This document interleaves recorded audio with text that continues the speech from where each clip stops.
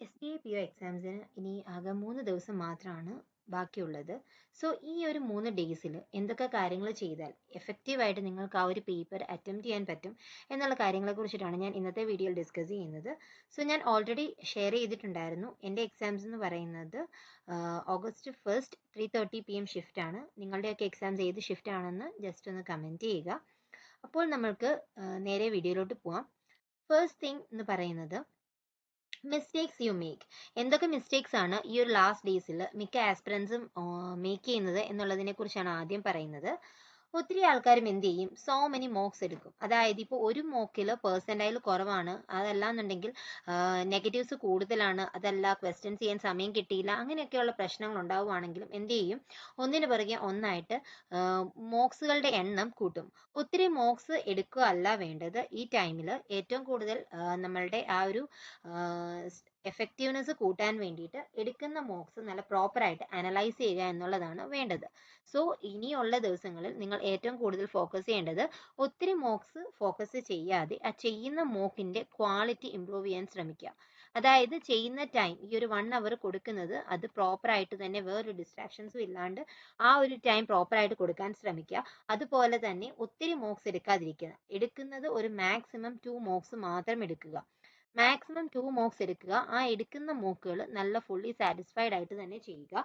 അതുപോലെ തന്നെ എന്തൊക്കെ ക്വസ്റ്റ്യൻസ് ആണ് തെറ്റുപറ്റിയത്, എവിടൊക്കെയാണ് തെറ്റുപറ്റിയത്, അങ്ങനെയുള്ള കാര്യങ്ങൾ നിങ്ങൾ സ്വയം അനലൈസ് ചെയ്യുക.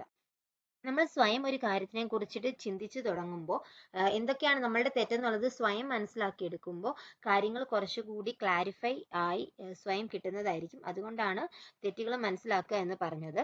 അതുപോലെ തന്നെ പുതിയ കോൺസെപ്റ്റുകൾ ഇപ്പോൾ ഉള്ള മിക്കവരും എന്ത് ചെയ്യും, പുതിയ PDF, അതുപോലെ തന്നെ പുതിയ ക്വസ്റ്റ്യൻസ്, പുതിയ കോൺസെപ്റ്റുകൾ, ഇതൊക്കെ പഠിക്കാൻ ശ്രമിക്കും. അങ്ങനെയൊന്നും ഒരിക്കലും ചെയ്യരുത്. ഇനിയുള്ള ദിവസം എന്ന് പറയുന്നത് പഠിച്ച കാര്യങ്ങൾ റിവൈസ് ചെയ്യാൻ വേണ്ടി മാത്രം യൂസ് ചെയ്യേണ്ട ദിവസങ്ങളാണ് ഇനിയുള്ളത്. സോ നിങ്ങൾ പഠിച്ച കോൺസെപ്റ്റ് എന്തുമാത്രം ആവട്ടെ, ഇപ്പോൾ ഒരു 50% സിലബസ് മാത്രമേ നിങ്ങൾ കവർ ചെയ്തിട്ടുള്ളൂ എങ്കിൽ പോലും ആ കവർ ചെയ്തിരിക്കുന്ന ടോപ്പിക്കുകളിൽ നല്ല എക്സ്പേർട്ട് ആവാൻ ശ്രമിക്കുക. അതിൽ കൂടുതൽ കൂടുതൽ ക്വസ്റ്റ്യൻസ് ചെയ്യാനും അതുപോലെയുള്ള എന്താണ് പ്രാക്ടീസ് പേപ്പേഴ്സ് ചെയ്യാനും അങ്ങനെയൊക്കെ ശ്രമിക്കുക. അതുപോലെ തന്നെ ഈ സമയങ്ങളിൽ കൂടുതലും പ്രിലിംസ് ഓറിയന്റഡ് ആയിട്ട് മാത്രം പ്രിപ്പറേഷൻ സ്റ്റാർട്ട് ചെയ്തുകൊണ്ട് പോവുക. മെയിൻസ് ലെവലിൽ കറണ്ട് അഫയേഴ്സ് ഒഴിച്ച് ബാക്കിയുള്ള മെയിൻസ് ലെവലിലോട് ഒത്തിരി ഫോക്കസ് കൊടുത്തില്ലെങ്കിലും കുഴപ്പമില്ല. പക്ഷെ നിങ്ങൾ ഒരു എക്സ്പേർട്ട് ആണെന്നുണ്ടെങ്കിൽ നിങ്ങൾക്ക് മെയിൻസ് കൂടെ തന്നെ കൊണ്ടുപോകാം. അതല്ല ഒരു ഒരു ആവറേജ് നിൽക്കുന്ന ഒരാളാണ് എന്നുണ്ടെങ്കിൽ കൂടുതലും നിങ്ങളുടെ സ്പീഡിലും ആക്യുറസിയിലും അതുപോലെയുള്ള കാര്യങ്ങളിലൊക്കെ കൂടുതൽ ശ്രദ്ധ കേന്ദ്രീകരിക്കാൻ ശ്രമിക്കുക. ഓക്കെ, ദെൻ അതുപോലെ തന്നെ ഇമ്പോർട്ടൻ്റ് ആയിട്ടുള്ള ഒരു കാര്യമാണ് സിംഗിൾ ക്വസ്റ്റ്യൻസിന് എന്ത് ചെയ്യുക, ഒത്തിരി സമയം കൊടുക്കാതിരിക്കുക. ഇപ്പോൾ ചിലരുണ്ട്, ഒരു ക്വസ്റ്റ്യൻ നമ്മൾ മോക്ക് ചെയ്യുമ്പോൾ ആ മോക്കിനെ റിയൽ എക്സാം ആയിട്ട് തന്നെ കണ്ട് ഇപ്പോൾ ഒരു ക്വസ്റ്റ്യൻ കണ്ടു അതിൽ ഇപ്പൊ കിട്ടും എന്നുള്ള ആ ഒരു പ്രതീതിയിൽ നിൽക്കാതിരിക്കുക.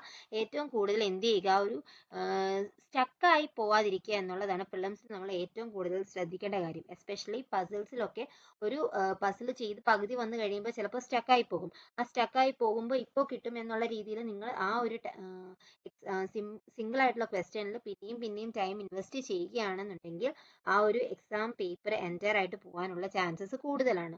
കാരണം നമുക്ക് വളരെ ലിമിറ്റഡ് ആയിട്ടുള്ള ടൈം മാത്രമാണ് നമ്മളുടെ കയ്യിലുള്ളത്. ആ ടൈമിൽ അത്രയും ഇപ്പോൾ ഒരു 3 to 4 minutes ഒക്കെ ഒരു സിംഗിൾ ക്വസ്റ്റ്യനിൽ കൊടുക്കുക എന്ന് പറയുന്നത് അത് ആ ഒരു എക്സാം പേപ്പറിനെ തന്നെ റൂയിൻ ചെയ്യും.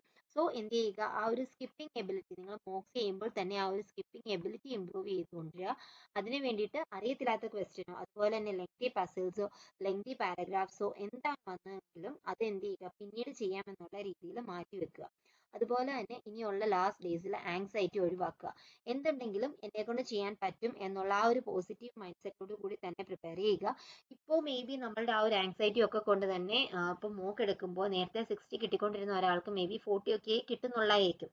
പക്ഷെ എപ്പോഴും ശ്രദ്ധിക്കേണ്ട ഒരു കാര്യം, മോക്സ് എന്ന് പറയുന്നത് നമ്മളുടെ റിയൽ എക്സാംസിനേക്കാളും ഒരു പടി മുൻപിലാണ് നിൽക്കുന്നത്. ഒരു പടി മുകളിലാണ് അവരുടെ ആ ഒരു എക്സാം ടഫ്നെസ് എന്ന് പറയുന്നത്. സോ അതുകൊണ്ട് ഒരിക്കലും മോക്ക് വെച്ച് റിയൽ എക്സാമിനെ കമ്പയർ ചെയ്യേണ്ട. മോക്കിൽ നിന്ന് നല്ല എളുപ്പത്തിലായിരിക്കും റിയൽ എക്സാംസ് വരാറുള്ളത്. സോ നിങ്ങൾ ഇപ്പോൾ കിട്ടുന്നതിനെ അത് അനലൈസ് ചെയ്യുക. തെറ്റുകുറ്റങ്ങളും അതുപോലെ തന്നെ അറിയത്തില്ലാത്ത കോൺസെപ്റ്റുകളും അനലൈസ് ചെയ്യുക. പുതിയ കാര്യങ്ങളൊന്നും പഠിക്കേണ്ട. ഇപ്പോൾ ഉള്ള ടൈം പഠിച്ചതിനെ തന്നെ റിവൈസ് ചെയ്യാനും റീറ്റെയിൻ ചെയ്യാനും ശ്രമിക്കുക. അപ്പോൾ സ്മാർട്ട് കിഡായിൽ ഇപ്പോൾ 40% ഓഫ് വന്നിട്ടുണ്ട്. ഏത് കോഴ്സ് പർച്ചേസ് ചെയ്യണം എന്നുണ്ടെങ്കിലും നിങ്ങൾക്ക് ഫെസ്റ്റ് 40 എന്ന് പറയുന്ന ഒരു കൂപ്പൺ കോഡ് യൂസ് ചെയ്യുവാണെന്നുണ്ടെങ്കിൽ എക്സ്ട്രാ 40% ആണ് ഓഫ് കിട്ടുന്നത്. ഇത് ഇതുവരെയും ഇത്രയും ഒരു ഓഫർ 40% ഒന്നും ഇതുവരെയും സ്മാർട്ട് കിഡ കൊടുത്ത് ഞാൻ കണ്ടിട്ട് ഉള്ളതല്ല.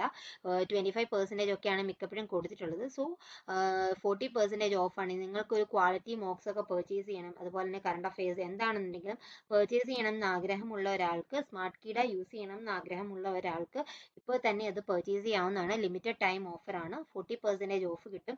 നല്ല ക്വാളിറ്റി ഉള്ള കണ്ടന്റുകൾ നിങ്ങൾക്ക് പ്രൊവൈഡ് ചെയ്യുന്നതായിരിക്കും സ്മാർട്ട് കിഡ. Okay, then what you should do. ഇനിയുള്ള ദിവസങ്ങളിൽ എന്തൊക്കെ കാര്യങ്ങൾ ചെയ്യരുതെന്ന് നമ്മൾ ഓൾറെഡി പറഞ്ഞു. ഇനി എന്തൊക്കെ കാര്യങ്ങൾ ചെയ്യാം? എന്തൊക്കെ കാര്യങ്ങൾ ചെയ്യാം എന്ന് പറഞ്ഞു കഴിഞ്ഞാൽ മാക്സിമം 2 മോക്സ്, അത് ഞാൻ ഓൾറെഡി പറഞ്ഞു. എന്ത് ചെയ്യുക, 2 മോക്സിൽ കൂടുതൽ ഒത്തിരി എടുക്കാണ്ടിരിക്കുക. അതിൽ ഒരു മോക്ക് നിങ്ങൾക്ക് എപ്പോഴേലും തോന്നുന്ന ഒരു സമയത്തും ഒരു മോക്ക് എക്സാം ടൈം നിങ്ങൾക്ക് എപ്പോഴാണോ ഷെഡ്യൂൾ ചെയ്തിരിക്കുന്നത് ആ ടൈമിലും ചെയ്യുക. എക്സാം ടൈമിൽ അതിനോടനുബന്ധിച്ചുള്ള സമയത്ത് ചെയ്യുമ്പോൾ ഞാൻ എപ്പോഴും പറയുന്നത് നമ്മുടെ ബ്രെയിൻ അലേർട്ടായിട്ടിരിക്കാൻ അത് ഹെൽപ്പ് ചെയ്യും. അതിനാണ് ആ ടൈമിൽ മോക്ക് എടുക്കാൻ പറയുന്നത്. അതുപോലെ തന്നെ അടുത്ത പോയിന്റ് ഞാൻ ഓൾറെഡി പറഞ്ഞതാണ്, അനലൈസ് എവറി ക്വസ്റ്റ്യൻ. എവിടെയാണ് തെറ്റ് പറ്റിയത്, എന്തുകൊണ്ടാണ് ആ ക്വസ്റ്റ്യൻ തെറ്റിയത്, അങ്ങനെയുള്ള കാര്യങ്ങളെല്ലാം നല്ല പ്രോപ്പറായിട്ട് അനലൈസ് ചെയ്യുക. അതുപോലെ തന്നെ SBPO ആണ് സ്പീഡ് മാത്സിന് ഇമ്പോർട്ടൻസ് ഇല്ല എന്നൊരിക്കലും കരുതരുത്. ഈ സ്പീഡ് മാത്സ് എന്ന് പറയുന്നത് സിംപ്ലിഫിക്കേഷൻ ക്വസ്റ്റ്യൻസ് സോൾവ് ചെയ്യാൻ വേണ്ടി മാത്രം ഉള്ളതല്ല. നമ്മളുടെ DI ആണെങ്കിലും ബാർഗ്രാഫ് ആണെങ്കിലും കേസ്ലെറ്റ് ആണെങ്കിലും ഒക്കെ അതൊക്കെ ചെയ്യണം എന്നുണ്ടെങ്കിൽ കാൽക്കുലേഷൻ സ്പീഡ് ഇംപ്രൂവ് ആണെങ്കിൽ മാത്രമേ ഉള്ളൂ കുറഞ്ഞ ടൈമിൽ എത്രയും പെട്ടെന്ന് ആ DIs ഒക്കെ സോൾവ് ചെയ്യാൻ പറ്റുകയുള്ളൂ. സോ ഇപ്പോൾ DI ആണെങ്കിലും അരിത്തമെറ്റിക്കൽ കാൽക്കുലേഷൻസ് ആണെങ്കിലും നിങ്ങൾക്ക് സോൾവ് ചെയ്യണം എന്നുണ്ടെങ്കിൽ കാൽക്കുലേഷൻ സ്പീഡ് ഇംപ്രൂവ് ആയിരിക്കണം. ആ കാൽക്കുലേഷൻ സ്പീഡ് എത്രത്തോളം ഇംപ്രൂവ്ഡ് ആണോ അത്രത്തോളമായിരിക്കും നമ്മളുടെ സ്പീഡ് ഓവറോൾ ആയിട്ട് നിൽക്കുന്നത്. സോ നിങ്ങൾ എന്ത് ചെയ്യുക, കൂടുതൽ സ്പീഡ് മാത്സ് ക്വസ്റ്റ്യൻസ്, അതുപോലെ തന്നെ മൾട്ടിപ്ലിക്കേഷൻ ടേബിൾ, സ്ക്വയർ, ക്യൂബ്, ഇതൊക്കെ എന്ത് ചെയ്യുക, നല്ല റിപ്പീറ്റഡ് ആയിട്ട് പ്രാക്ടീസ് ചെയ്തുകൊണ്ടേയിരിക്കുക. അങ്ങനെ ചെയ്യുമ്പോൾ നല്ലൊരു ഇംപ്രൂവ്മെന്റ് നിങ്ങളുടെ കാൽക്കുലേഷൻ സ്പീഡിൽ കാണാൻ സാധിക്കുന്നതായിരിക്കും. അതുപോലെ തന്നെ ഞാൻ ഓൾറെഡി പറഞ്ഞു, സെക്ഷണൽ മോക്സ് ധാരാളം എടുക്കുക. ഇംഗ്ലീഷ്, ക്വാൻസ്, റീസണിങ് എല്ലാത്തിനെയും സെക്ഷണൽ മോക്സ് എടുക്കുമ്പോൾ ഫുൾ ലെങ്ത് വെച്ച് എക്സോസ്റ്റഡ് ആവുന്നതിലും സെക്ഷണൽ മോക്സ് എടുക്കുമ്പോൾ അത് കുറച്ചുകൂടി നമുക്ക് ഒരു എന്താണ് വളരെ ലൈറ്റ് ആയിട്ട് ഫീൽ ചെയ്യാൻ അത് ഹെൽപ്പ് ചെയ്യും. Then skip unknown questions. ഞാൻ ഓൾറെഡി പറഞ്ഞ കാര്യമാണ്. ഇപ്പോൾ POയുടെ പ്രിലിംസ് ആയതുകൊണ്ട് തന്നെ ഫുൾ അറ്റംപ്റ്റ് കൊടുക്കണം എന്നില്ല. ഒരു ആവറേജ് ഒരു 60, 65, 70 വരെയൊക്കെ മാർക്സ് സ്കോർ ചെയ്താൽ നമുക്ക് പ്രിലിംസ് ഒക്കെ ഈസി ആയിട്ട് ക്ലിയർ ചെയ്ത് പോവാം. അതുകൊണ്ട് തന്നെ ഇപ്പോൾ ഇംഗ്ലീഷിലൊക്കെ ആണെങ്കിലും പാരാജമ്പിൾസും സെന്റൻസ് റീഅറേഞ്ച്മെന്റും അതുപോലെ RC ഒക്കെ നിങ്ങൾക്ക് ചിലപ്പോൾ കുറച്ചൊരു ഡിഫിക്കൽട്ട് ആയിട്ട് തോന്നുകയാണെങ്കിൽ, സപ്പോസ് അങ്ങനെ നിങ്ങൾക്ക് തോന്നുകയാണെന്നുണ്ടെങ്കിൽ സ്കിപ്പ് ചെയ്യണം. അതുപോലെ തന്നെ അരിത്തമെറ്റിക് ക്വസ്റ്റ്യൻസും റീസണിങ്ങും അത്രയും നമുക്ക് നെഗറ്റീവ്സ് വരാൻ ചാൻസ് ഇല്ല. ഇംഗ്ലീഷിലാണ് കൂടുതലും നെഗറ്റീവ്സ് വരാറുള്ളത്. അതുകൊണ്ട് തന്നെ നിങ്ങൾക്ക് അത്രമേൽ അറിയാവുന്ന ക്വസ്റ്റ്യൻസുകൾ മാത്രം ചെയ്യുക. അറിയത്തില്ലാത്ത ക്വസ്റ്റ്യൻസ് കറക്കി കുത്തി വെറുതെ നെഗറ്റീവ് അടിക്കാതിരിക്കാൻ ശ്രമിക്കുക. സോ നിങ്ങൾ ഏറ്റവും കൂടുതൽ സ്കിപ്പ് ചെയ്യുക. അതുപോലെ തന്നെ പസിൽസ് ഒക്കെ ചെയ്യുമ്പോൾ ചെറുതായിട്ടൊന്ന് സ്റ്റക്കായി, അതല്ല ഒരു 1 or 2 minutes എടുക്കേണ്ട ഒരു പസിലിന് ഒരു 3 minutes നിങ്ങൾ എടുക്കാൻ തുടങ്ങുവാണ് എന്ന് തോന്നുന്ന ആ ഒരു സെക്കൻഡിൽ തന്നെ ആ പസില് സ്കിപ്പ് ചെയ്ത് അടുത്ത ക്വസ്റ്റ്യൻ ചെയ്യാൻ ശ്രമിക്കുക. അങ്ങനെ ചെയ്യാത്തതാണ് നിങ്ങൾക്ക് പ്രിലിംസിൽ മാർക്സ് കൂടാത്തതും അതുപോലെ തന്നെ പ്രിലിംസ് മിസ്സാവാനുള്ള മെയിൻ കാര്യം അതാണ്. അതുപോലെ തന്നെ ലാസ്റ്റ് ആയിട്ടുള്ളൊരു കാര്യമാണ് പോസിറ്റീവ് ആയിട്ടിരിക്കുക. എന്തുണ്ടെങ്കിലും നിങ്ങൾ ചെയ്യുന്ന കാര്യങ്ങൾ പക്കയാണ്, നിങ്ങൾ ചെയ്യുന്നത് എന്താണ് ആ ഒരു കറക്റ്റ് മൈൻഡ് സെറ്റോട് കൂടി തന്നെ ഇരിക്കുക. എനിക്ക് എക്സാമിന് നല്ല രീതിയിൽ തന്നെ അപ്രോച്ച് ചെയ്യാൻ പറ്റും, ഞാൻ എത്രയും പെട്ടെന്ന് തന്നെ പ്രിലിംസ് ക്വാളിഫൈ ചെയ്യും എന്നുള്ള ആ ഒരു പോസിറ്റീവ് മൈൻഡ് സെറ്റോട് കൂടി തന്നെ എക്സാം ഹാളിലോട്ട് പോവുക. ഒരിക്കലും ആങ്സൈറ്റി എടുക്കരുത്. ആങ്സൈറ്റി എടുത്തു കഴിഞ്ഞാൽ ഓവറായിട്ട് നമ്മൾക്ക് എക്സാമിന് വേണ്ടിയിട്ടുള്ള ഒരു ഫിയർ ഉണ്ടാവുകയും ആ ഒരു പേപ്പർ തന്നെ റൂയിൻ ആയി പോകാനുള്ള ചാൻസസ് ഉണ്ട്. സോ മൈൻഡിനെ കാം ആക്കി റിലാക്സ് ആക്കി വേണം എക്സാം അറ്റംപ്റ്റ് ചെയ്യാൻ പോകാൻ വേണ്ടിയിട്ട്. So hope you guys enjoyed this video and all the best for your exams. Thank you for watching. Bye bye.